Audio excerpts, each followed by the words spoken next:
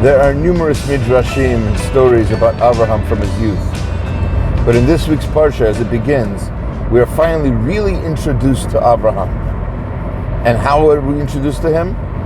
Through the command that Hashem gave him, Lech, Lecha, to travel, to move from one place to another, to leave behind his home, his family, his childhood, everything, all of his influences and everything, and to travel who knows where. God knows where. And that's one of the points and one of the reasons why we're introduced to Avraham in such a way.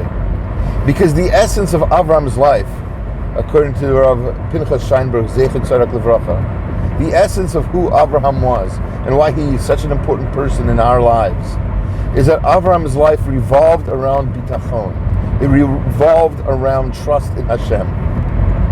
Every single thing that happened to him, all the times his wife was taken from him, all of the times he had struggled having children or had to move from place to place, all the famines, all the hostage situations that he had to overcome, all of that is tremendously difficult.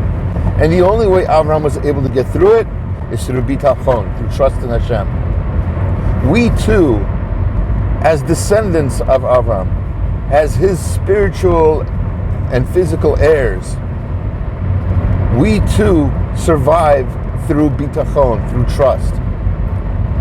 And especially in those days, travel was the greatest symbol of trust. Because they didn't have reliable roads like we have today, or reliable vehicles, or a GPS system telling them where to go.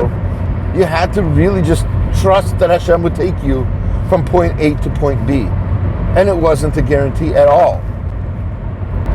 And the fact that we're introduced to Avraham through travel shows more than anything else that trust in Hashem is the only thing that really gets us from point A to point B, even today.